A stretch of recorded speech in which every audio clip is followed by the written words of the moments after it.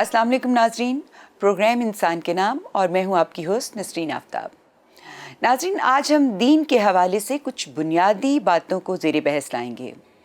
Studio में तशरीफ़ रखते हैं रफ़ी मुफ्ती साहब। जी सर, दीन हमसे बुनियादी क्या मुतालबा करता है? यानी जब हम दीन को एडॉप्ट कर लेते हैं तो क्या बात है जो फौरी तौर पर करने वाली दीन हमसे कहता है करने को? दीन का जो पहला मुतालबा है इंसान से वो ये है कि वो ईमान लाए। ये ईमान से क्या मुराद है? ईमान बिल गैब इख्तियार करे। सर, तो फिर इसमें तो बड़ा मसला ये हो जाता है कि जो मज़हब नहीं मान रहा वो इसको ज़ईफ़ुल इत्क़ादी कहेगा और जो मज़हब मान रहा है वो इसको ब्लाइंड फेथ का नाम दे देता है। तो सर फिर इसमें असल हकीकत क्या होगी ईमान की? ज़ाहिर है कि जो ईमान बिल गैब है ये ना तो ब्लाइंड फेथ है और ना ये ज़ईफ़ुल इत्क़ादी है। इसकी वजाहत यूँ है कि जो चीज़ें दिखाई देती हैं उन्हें देखकर ही मानना चाहिए, जो सुनाई देती हैं उन्हें सुनकर ही मानना चाहिए। इसी तरह जिन चीज़ों को छुआ जा सकता है उनको छू कर ही मानना चाहिए। ये एक ऐसा फितरी और अकली असूल है कि इससे किसी को इनकार नहीं। यानी जो हवास अल्लाह ने हमें दिए हैं उनको इस्तेमाल करते हुए हमें उनके मुताबिक चीज़ों को रिकग्निशन देनी चाहिए। जी, जो चीज़ें हमारे हवास की गिरफ्त में आती हैं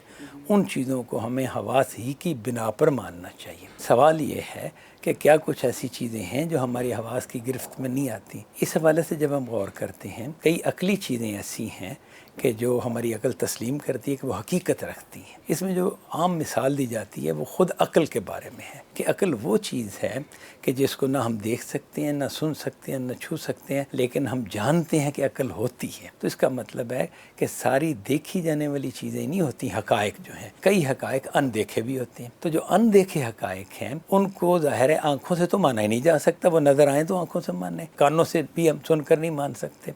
तो उन्हें हम अपनी अकल से और अपनी फितरत की रोशनी में मानते हैं। गोया ईमान लाने के लिए अकल और फितरत की रहनुमाई ज़रूरी है। हाँ, ईमान जो है वो अकल और फितरत की बुनियाद पर लाया जाता है। ईमान बिल गैब जो है ये ना तो ज़ईफ़ुल इत्क़ादी होगी और ना ही ये ब्लाइंड फेथ होगा। इसमें मैं बातें कर दूँ, ज़ईफ़ुल इत्क़ादी ये है कि देखी जाने वाली चीज़ को बगैर देखे मानना, सुनी जाने वाली चीज़ को बगैर सुने मानना। यानी इनफैक्ट आप उसे एक्सपीरियंस कर सकते हैं अकल से, ये लेकिन बगैर आप नहीं मानना, कर रहे, महज किसी के बयान पर मान लेना। ज़ईफ़ुल इत्क़ादी ये।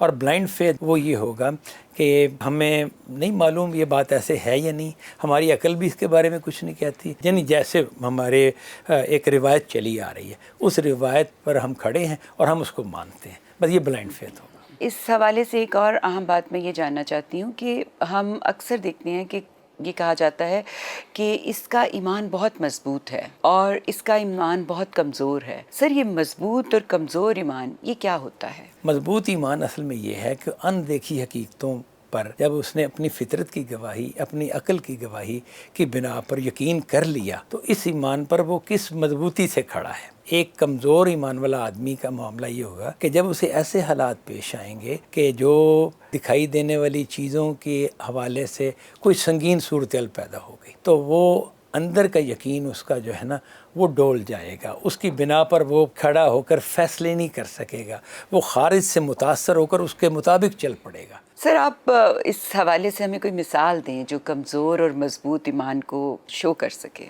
जी, इसमें जो बड़ी नुमाया मिसाल है ना, तौरात में भी जिसका जिक्र आया है और कुरान मजीद में भी उसका जिक्र मौजूद है कि जब मूसा अलैहिस्सलाम बनी इसराइल को लेकर निकले मिस्र से तो वो रास्ता भूल कर समुंदर के किनारे पहुंच गए। जो ही सुबह हुई तो देखा कि फ़िरौन का जो लश्कर है उसने घेर लिया उन्हें। तो बनी इसराइल जो थे, जो कि खुदा पर ईमान ला चुके थे और मूसा अलैहिस्सलाम के साथ चल पड़े थे, वो चीखो पुकार करने लग पड़े। यानी वो कमज़ोर ईमान की हालत में उन्होंने कमज़ोर ईमान होने का सबूत दिया। और मूसा अलैहिस्सलाम ने इस मौके पर, जबकि सामने समुंदर था और लाखों की तादाद में उनके फॉलोअर उनके साथ थे, कोई हल बज़ाहिर मौजूद नहीं था।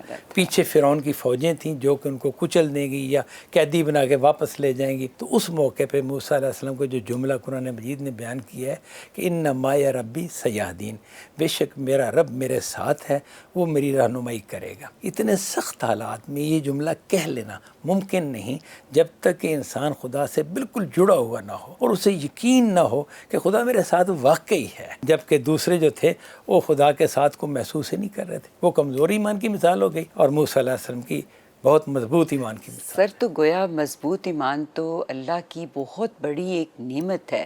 یقیناً. تو سر کیا یہ مضبوط ایمان کوئی ایفرٹ کے ساتھ، کوئی محنت کے ساتھ، کوئی کوشش کے ساتھ، ریاضت کے ساتھ کیا جا سکتا ہے، بڑھایا جا سکتا ہے، یا یہ بس اللہ کی دین ہے کہ کوئی انسان جو ہے وہ مضبوط ایمان والا ہو گیا اور کوئی جو ہے وہ کمزور ایمان والا ہو یہ گیا؟ اللہ کی دین ہی ہے، لیکن اس کے کچھ اصول ہیں. جو شخص ایمان کے تقاضوں پر عمل کرتا ہے تو اللہ تعالیٰ اس کے ایمان کو قوی کرتا ہے. یہ تو ایک طریقہ ہو گیا. اس کے علاوہ ہم اگر اپنا ایمان مضبوط کرنا چاہتے ہیں تو ہمیں کیا کرنا چاہیے؟ ایمان کے مضبوط کرنے کے حوالے سے 3 بڑی بنیادی چیزیں ہیں. ایک تو یہ ہے کہ قرآن مجید کی آیات جو ہیں ان پر جب ہم غور کرتے ہیں، تدبر کرتے ہیں، وہ ظاہر ہے خدا کا کلام ہے نا، تو خدا کے کلام میں اس نے اس کائنات کو بیان کیا ہے، انسان کو بیان کیا ہے، انسان پر اپنی نعمتوں کو بیان کیا ہے، اسی طرح دینی حقیقتیں جو ہیں وہ بیان کی گئی ہیں.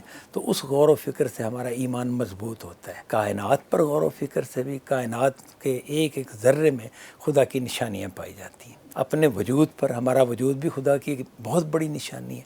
اس پر ہم غور کرتے ہیں کہ کس طرح خدا نے ہمیں بنایا ہے، تو وہ یہ جان لیتا ہے کہ کوئی ایسی زبردست ذات ہے کہ جس نے یہ کائنات بنائی ہے، انسان کو بنایا ہے. ان نشانیوں پر غور کرنے سے بھی ایمان مضبوط ہوتا ہے، قوی ہوتا ہے. اور دین پر عمل کرنے سے بھی، اگر ہم دین پر عمل کرتے ہیں تو دین پر عمل کرنا ہمارے ایمان کو، جس ایمان کی بنا پر ہم دین پر عمل کر رہے ہیں نا، وہ دین پر عمل کرنا اسی ایمان کو بڑھاتا ہے، اسے مزید تقویت دیتا ہے. جس کی مثال یہ ہے کہ جن سے ہمارا تعلق ہوتا ہے، اگر ہم ان سے ملتے رہتے ہیں، میل جول رکھتے ہیں، تو ہمارے تعلق رشتہ قوی ہوتا ہے. اگر ہم میل جول چھوڑ دیتے ہیں تو پھر اس کے نتیجے میں رشتہ داری، تعلق بھولتا چلا جاتا ہے. سر یہ 2 چیزیں واقعی بہت اہم ہیں جو آپ نے بیان کر دی ہیں کہ جب بھی آپ نے ایمان کو مضبوط کرنے کی طرف آنا ہے تو آپ کو اپنے اندر جھانکنا ہے کہ آپ کے اندر اتنی نشانیاں موجود ہیں ہمارے نفس کے اندر اللہ تک پہنچنے کی. اسی طرح آپ کائنات پہ اگر غور کرنا شروع کر دیں تو اتنی نشانیاں ہیں اللہ تک پہنچنے کی اور ایمان کو مضبوط کرنے کی. لیکن اس کے ساتھ ساتھ ایک اور چیز بھی ہے کہ جو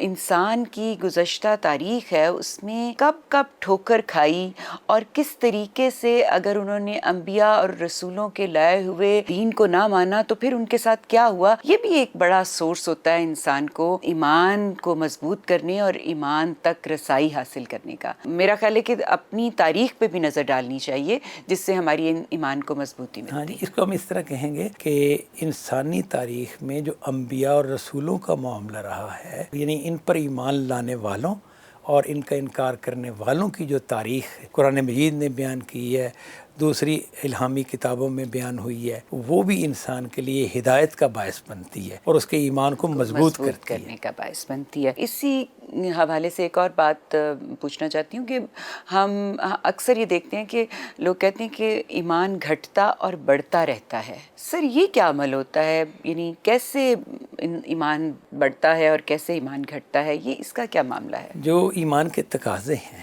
اگر ہم ان پر عمل کرتے ہیں تو ایمان قوی ہوتا ہے، اور اگر ہم اس کے تقاضوں کو بھول جاتے ہیں یا ان سے گریز کرتے ہیں تو پھر ایمان کمزور ہوتا چلا جاتا ہے. یعنی جیسے ہی ہے کہ آپ کا کسی سے تعلق ہے تو اس تعلق کے نتیجے میں کچھ تقاضے بنتے ہیں، میل ملاقات کے، ایک دوسرے کے ساتھ خیر خواہی کا تعلق رکھنے کے. یہ تعلق اگر انسان نہ رکھے تو پھر وہ جو ایک آپس میں رشتہ ہوتا ہے وہ کمزور ہوتا چلا جاتا ہے. بالکل اسی طرح خدا کے ساتھ ایمان کا تعلق کمزور ہوتا چلا جائے گا جب ایمان کے جو تقاضے بنتے ہیں وہ ہم پورا نہیں کریں گے، نماز نہیں پڑھتے، روزے نہیں رکھتے یا اور جو اللہ کے احکام ہیں ان پر توجہ نہیں کرتے، تو خدا کے ساتھ تعلق کمزور ہو جائے گا. انسان یعنی ایمان کمزور ہو جائے گا. یعنی ایمان بڑھتا تب ہے جب ہمارا اللہ سے تعلق مضبوط ہوتا ہے، اور ایمان ہمارا گھٹتا تب ہے جب ہم اللہ کے تعلق کے حوالے سے لاپرواہ ہو جاتے ہیں. جی بالکل. جی ناظرین، تو آج ہم انسان کے نام یہ پیغام دینا چاہتے ہیں کہ دین کا بنیادی مطالبہ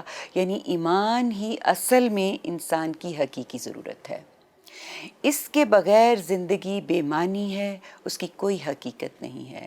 ہمیں اس دین کے بنیادی مطالبے کو سمجھنے کی ضرورت ہے اور اس پر پوری طرح عمل پیرا ہونے کی ضرورت ہے تاکہ ہم اس دنیا کو بھی اور اپنی آنے والی دنیا کو بھی سنوار سکیں.